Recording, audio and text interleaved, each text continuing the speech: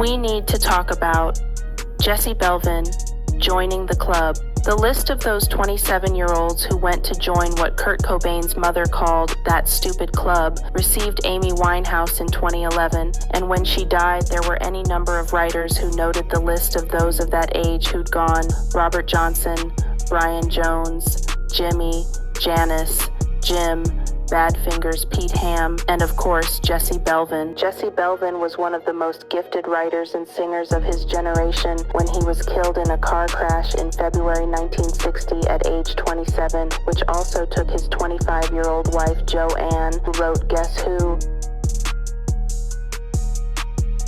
While not nearly as well remembered by the general public as either Sam Cooke or Otis Redding, singer Jesse Belvin was in many regards a performer of equal stature whose career was also cut far too short by tragedy. At the time of his death, Belvin was moving in much the same direction as Cooke. He was even on the same record label, although signed earlier, and was scoring and writing hits long before Redding ever cut a record.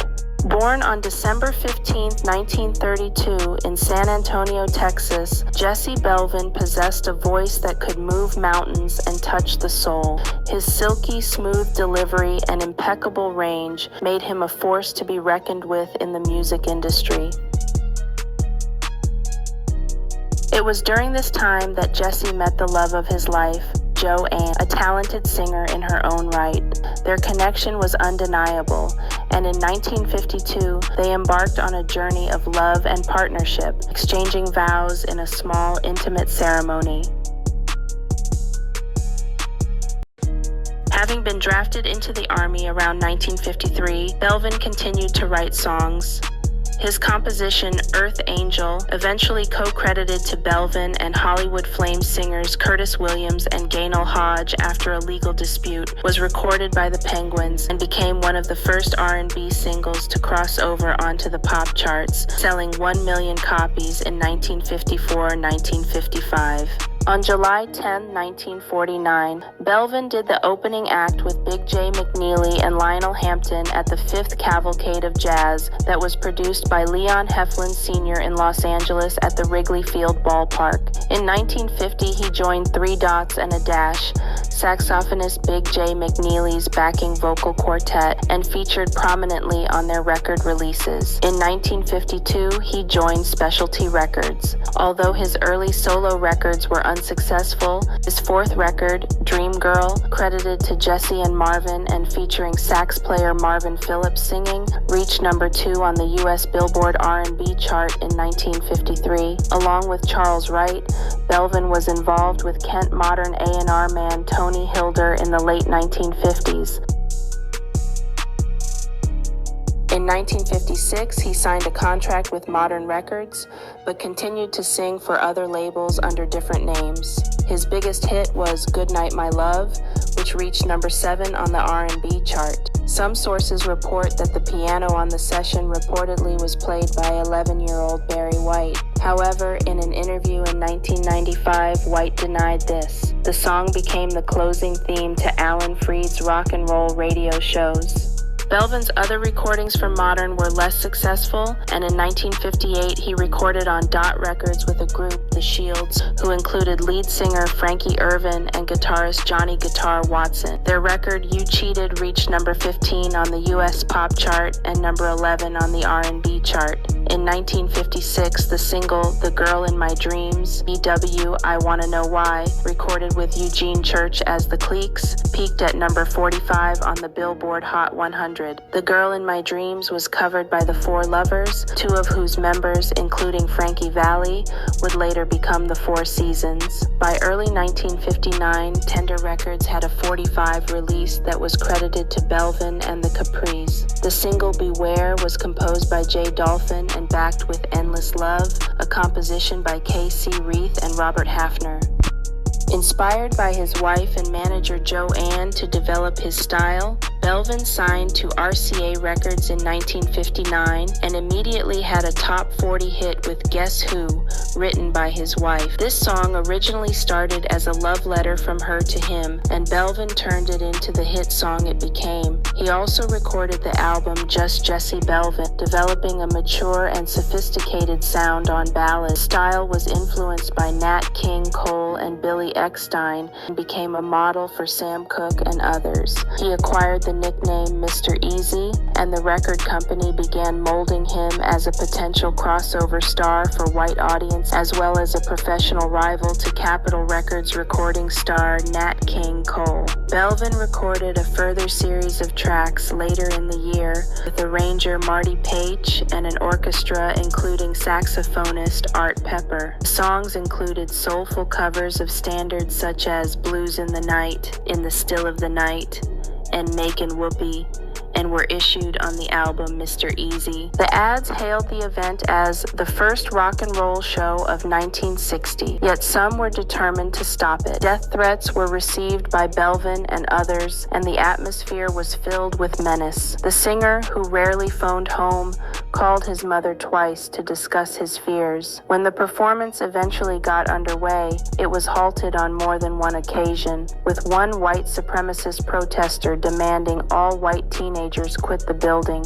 It was feared that there'd be a repeat of the trouble at Nat Cole's April 1956 performance in Birmingham, Alabama, where the singer was attacked on stage by 6 boneheaded assailants. Afterwards, the various performers left town, though Prysock's Lincoln Continental and Wilson's 1960 Cadillac had had their tires slashed. Jesse and Joanne headed for Dallas, but 5 miles south of Hope, Arkansas, their 59 Caddy suddenly swerved into another lane at 85 miles, crashing into an oncoming car driven by one Max Knoll of Milwaukee. The LA Sentinel reported on investigations into whether Belvin's tires had been slashed too. Another theory was that the singer's driver, Charles Ford, who had once worked for Ray Charles, had been drinking. Ray fired him because, according to Etta James, Ford liked to party a little too much. Another motorist had noticed that Ford was straying into the oncoming lane and flashed their lights to alert him. Belvin and his driver, plus Max Knoll and his wife, were killed instantly. Joanne Belvin, Jesse's wife and manager, survived the crash but was denied medical service until Wilson could drive back from Fort Worth to pay for care. She lapsed into a coma and died. At Belvin's funeral,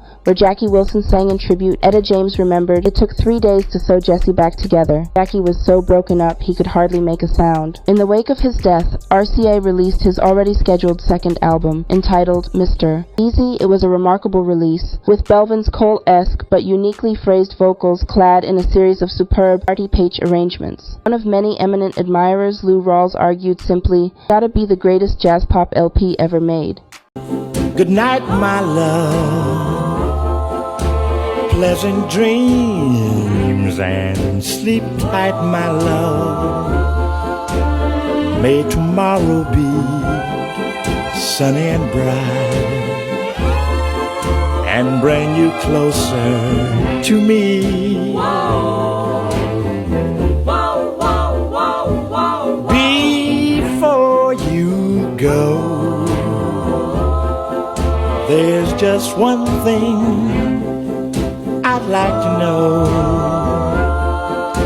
Is your love still warm for me?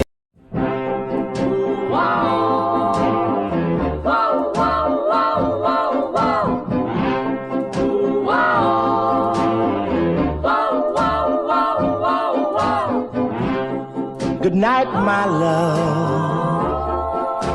Pleasant dreams and sleep tight, my love.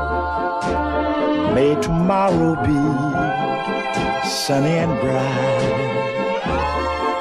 and bring you closer to me. Whoa, whoa, whoa, whoa, whoa. Before you go, there's just one thing I'd like to know. Is your love still warm for me? Or has it grown cold? If you should should awake in the still of night, please have no fears, for I'll be there. You know I care. Please give your love to me, dear, only. Good night, my love. Pleasant dreams. Sleep tight, my love. May tomorrow be sunny and bright and bring you closer to me.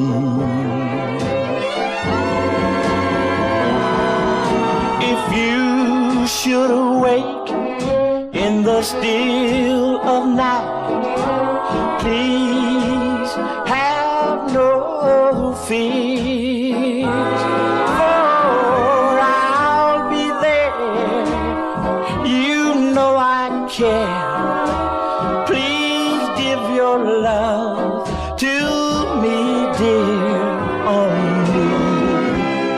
Good night, my love. Pleasant dreams and sleep tight, my love. May tomorrow be sunny and bright and bring you closer to me.